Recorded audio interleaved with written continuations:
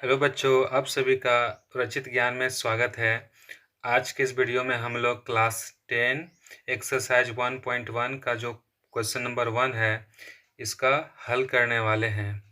तो ये वीडियो को जो है शुरू से अंत तक देखिएगा। मुझे यकीन है कि इस वीडियो को एक ही बार में ये जो प्रश्न 1 है, इसका हल कैसे किया जाता है, बहुत अच्छी तरह से समझ में आ जाएगा। हम इस वीडियो में कुछ कॉन्सेप्ट को भी सीखेंगे और वो कॉन्सेप्ट के माध्यम से आप इसको आसानी से कर पाइएगा। बस आपसे एक ही रिक्वेस्ट है कि इस वीडियो को अंत तक देखिएगा। तो चलिए शुरू करते हैं। तो यहाँ पर जो है निम्नलिखित संख्याओं का अभाज्य गुणनखंडों के गुणनफल के रूप में व्यक्त करना है। यानी ये जो संख्याएं दी गई है ना, इसको अभाज्य गुणनखंड के गुणनफलों के रूप में व्यक्त करना है। तो अब यहाँ पर प्रश्न बनता है कि अभाज्य गुणनखंड क्या होता है, और उससे पहले ये अभाज्य गुणनखंड जो है अभाज्य संख्याओं से बनती है, इसलिए सबसे पहले हमें अभाज्य संख्याओं को जानना बहुत ज़रूरी है। तो अभाज्य संख्या वे संख्याएं होती हैं जो केवल एक के पहाड़ा में और अपने आप के पहाड़ा में आता हो, वे अभाज्य संख्या कहलाती है। जैसे यहाँ पर है 2, फिर 3, 5, 7, 7 के बाद 11, फिर 13, 17, 19, 19 के बाद 23, 23 के बाद 29। ऐसी और भी संख्याएं हैं। ये सभी जो संख्याएं हैं वे अभाज्य संख्याएं हैं, क्योंकि जितने भी संख्या पर यहाँ पर बताया गया है, या एक के पहाड़ा में और अपने आप के पहाड़ा में आता है, तो ये अभाज्य संख्याएं हैं। और इनका जो गुणनफल होता है वही अभाज्य गुणनखंड कहलाता है। तो इनके माध्यम से हम इनका प्रश्नों का हल करेंगे। तो और थोड़ा सा और देखते हैं। जो संख्या का इकाई अंक, संख्या का इकाई अंक अगर 0 हो, 2 हो, 4, 6, 8 हो, तो उसको जो है हम लोग 2 से भाग लगाएंगे। यदि संख्या का इकाई अंक यदि 0 और 5 हो, उसको जो है हम लोग 5 से भाग लगाएंगे। ये थोड़ा सा इसको समझ के रखिएगा, बहुत हेल्प करेगी। ठीक है। अब सबसे पहले हम लोग 2 से देखते हैं। 2 से नहीं जाएगा तो 3 से, 3 से नहीं जाएगा तो 5 से, 5 से नहीं जाएगा तो 7 से, इस तरह से आगे बढ़ते जाना है।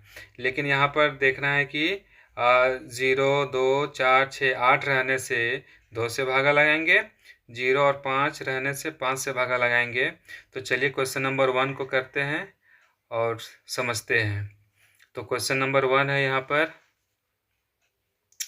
पहला है 140। इसका हम लोग अभाज्य गुणनखंड करेंगे। तो इस तरह से 140 का अभाज्य गुणनखंड देखेंगे। यहाँ पर ये देखिए, यहाँ जैसा कि हमने बताया है कि इकाई अंक 0 रहने से, देखिए यहाँ भी 0 और यहाँ भी 0, हम 2 से भी भागा लगा सकते हैं और 5 से भी भागा लगा सकते हैं। तो देखिए इसका इकाई अंक, इसी को इकाई बोलते हैं। ये इकाई है, ये दहाई है और ये सैकड़ा। तो इकाई अंक यहाँ पर 0 है, तो हम 2 से या फिर 5 से भाग लगा सकते हैं।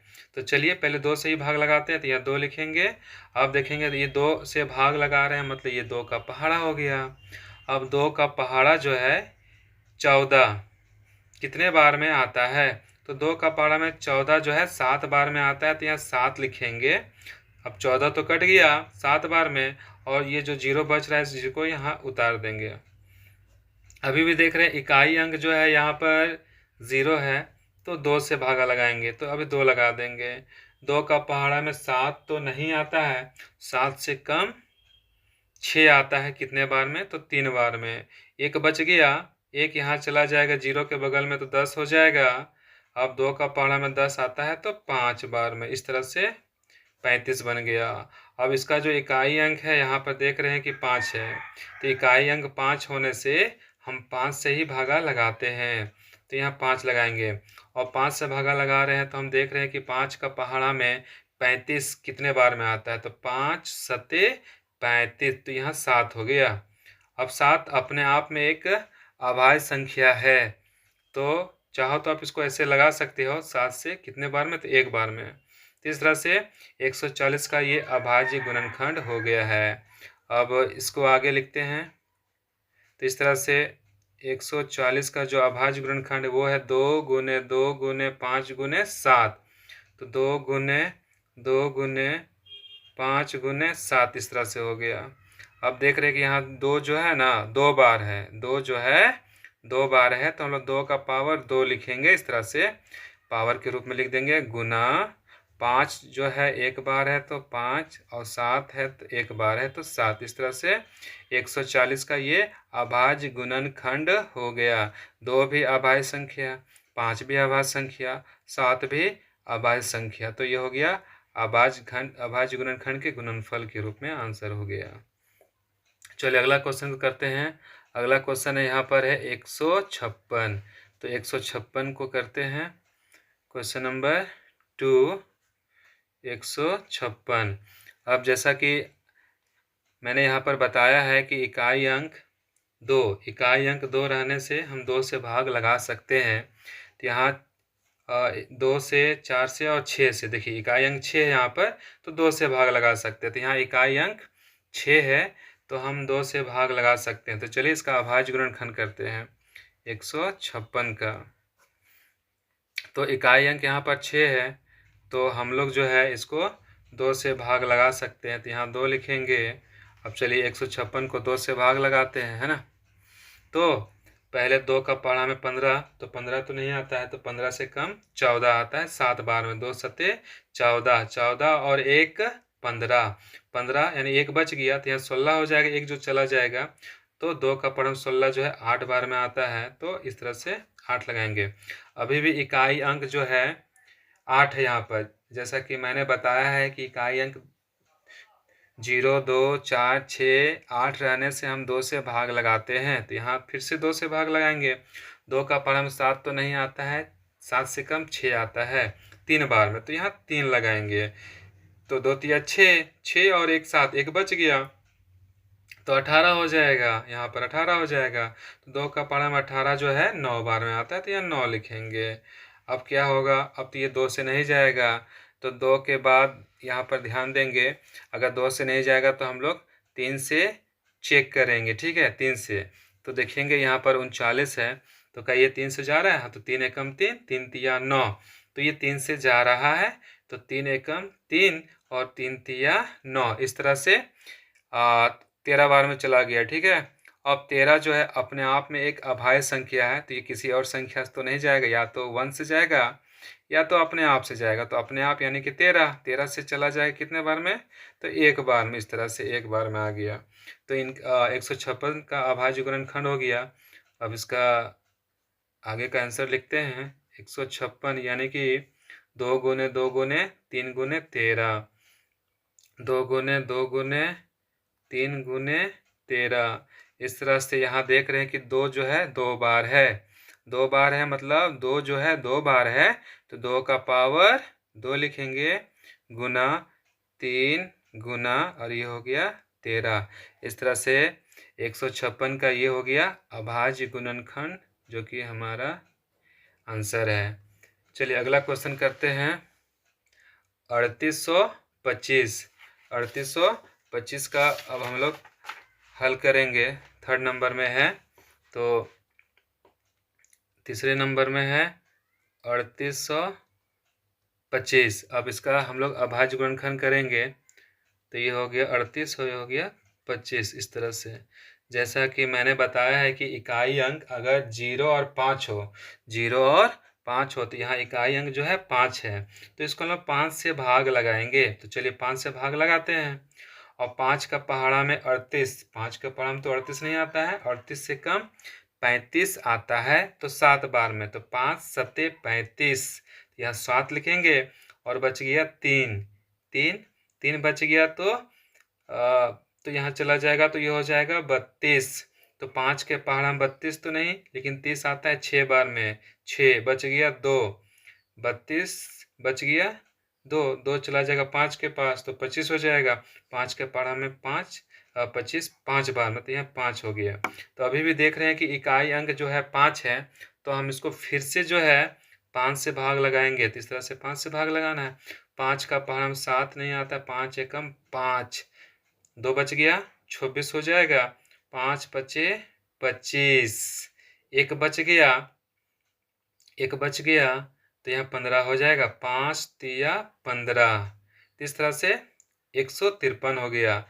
जैसा कि हम लोग को मालूम है कि 2 से नहीं जाएगा, तो 3 से, और ये 5 से, और फिर 7 से। तो देखिए 2 से तो जाएगा नहीं, 5 से तो चला गया। अब 3 से चेक कर लेते हैं, ठीक है, 3 से चेक कर लेते हैं। तो 3 पचे 15 और 3 एकम 3, तो 3 से जा रहा है तो यहाँ 3 लगाएंगे। 3 पचे 15 और 3 एकम 3, इस तरह से चला गया। ठीक है, अब फिर से देखते हैं क्या फिर से ये 3 से जा रहा है। 3 से जा रहा है, इसके लिए हम अलग से भागा भी लगा सकते हैं। 51 को 3 से भागा लगा लेते हैं, तो 3 एकम 3, बच गया 2, ऊपर से लेंगे 1, तो ये हो गया 21, तो 3 सत्ते 21, इस तरह से 17 बार में ये कट गया 3 से। तो यहाँ 3 लगाएंगे, 3 लगाएंगे तो ये हो गया 17, और 17 जो है अपने आप में एक अभाज्य संख्या है, तो ये 17 से ही जाएगा। कितने बार में? तो एक बार में। इस तरह से हम लोग 3825 का जो है अभाज्य गुणनखंड कर लिए। 3825 कैसे? 5 गुने 5 गुने 3 गुने 3 गुने 17, इस तरह से अभाज्य गुणनखंड हो गया। अब देखेंगे यह 5 जो है 2 बार है, तो 5 का पावर 2, 3 जो है 2 बार है, 3 का पावर 2, और 17 जो है 1 बार है, तीसरा से 17। तो 3825 का ये हो गया अभाज्य गुणनखंड। चलिए अगला क्वेश्चन करते हैं। क्वेश्चन नंबर 4 जो है ये है 5005। अब इसका अभाज्य गुणनखंड करते हैं। तो 5005 का जो है अभाज्य गुणनखंड, तो यहाँ आप देख रहे हैं कि इसका जो इकाई अंक है 5 है, तो ये 5 से ही भागा जाएगा। तो 5 लगाते हैं, तो 5 5 एकम 5, ये चला गया, बच गया 0, ये बच गया 0, 5 एकम 5 हो गया 1001। अब 1001 जो है, अब इसको चेक करते हैं। तो अब मालूम है कि 2 से 3 से 5 से, तो 2 से जाएगा नहीं, 5 से तो चला गया। अब इसको जरा 3 से देख लेते हैं, क्या ये 3 से जा रहा है? तो यहाँ 3 से भाग लगाएंगे इस तरह से। 3 तिया 9, 9 चला गया, 1 बच गया। ठीक है, फिर यहाँ से 0 लेंगे 10 हो जाएगा। 3 तिया 9, 1 बच गया, ऊपर से 11, 3 तिया 9, इस तरह से ये नहीं जा रहा है, शेषफल बच गया। तो अब 3 के बाद 5 से हो गया, अब 7 से लगाते हैं। 7 से देखते हैं कि 7 से जाता है या नहीं। तो 7 से भागा लगाएंगे, 7 से भागा लगाते हैं। 7 एकम 7, बच गया 3, यहाँ से लेंगे 0 तो होगा 30, 7 चौका 28, तो बच गया 2, ऊपर से लेंगे 1, 7 तिया 21, तो देखिए कट गया कितने बार में? 143 बार में। किससे? 7 से। तो हम लोग इससे 7 से जब भागा लगाते हैं, तो यहाँ आता है 143। ठीक है, और देखते हैं ये और आगे जाता है कि नहीं। तो 7 से तो चला गया, अब 7 से तो दोबारा नहीं जा रहा है। 7 के बाद किससे चेक करना है? तो 8, 8 से नहीं, 9 से नहीं, 10 से नहीं, 11 से। तो देखते हैं 143 है यहाँ पर, वो 11 से जाता है या नहीं। तो 11 एकम 11, बच गया 3, 11 एकम 11, बच गया 3, यहाँ से 3 ले लेंगे, 11 तिया 33। तो हाँ, 11 से जो है 143 13 बार में चला जाता है। तो यहाँ 11 लगाएंगे, कितने बार में? तो 13 बार में। 13 खुद एक अभाज्य संख्या है, तो ये कितने बार में जाएगा? तो 13 से जाएगा 1 बार में। तो इस तरह से 5005 का जो अभाज्य गुणनखंड होता है, वो 5 है गुना में 7 है गुना में 13 है गुना में, और गुना में 11 है गुना में 13, इस तरह से। और यहाँ कोई भी मैच नहीं कर रहा है, सब चारों के चारों संख्याएं अलग अलग हैं। तो ये इस तरह से ये आंसर हो जाएगा। अब लास्ट क्वेश्चन है यहाँ पर 2429, सॉरी 7429।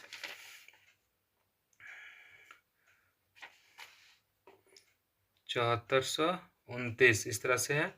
अब इसका अभाज्य गुणनखंड करेंगे 7429 का इस तरह से, तो ये 2 से जाएगा नहीं, 3 से भी नहीं जाएगा, 3 से 3 के बाद तो 5 से जाएगा ही नहीं, 5 के बाद 7, 7 7 एकम 7, 7 छक 42, 9 बच रहा है तो नहीं जाएगा।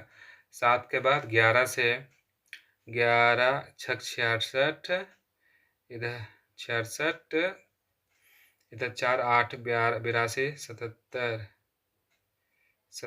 तो 1729 को हम लोग 17 से भाग लगाते हैं, देखते हैं 17 से जाता है कि नहीं। तो 17 चौका 68, इस तरह से 68 हो गया। यहाँ से घटाएंगे तो 6 बचेगा, ऊपर से लेंगे 62, 17 तिया 51, यहाँ इस तरह से 51 लिखे, और इसको घटाएंगे तो यहाँ 1 बचेगा और यहाँ 11, ऊपर से 9 लेंगे। अब 17 के पहाड़ा में 7 बार में 119 आता है, तो इस तरह से 437 से कट गया। तो 17 से जब भाग लगाते हैं तो 437 आता है। अब 17 के बाद ये दोबारा 17 से तो नहीं जा रहा है, 17 के बाद देखते हैं 19, तो ये जो 437 है वो 19 से भाग जाता है या नहीं। तो 437 जो है 19 से भागा लगाते हैं, तो 19 से कम 19, 19 दूना 38, तो 19 दूना 38, इस तरह से 38 हो जाएगा।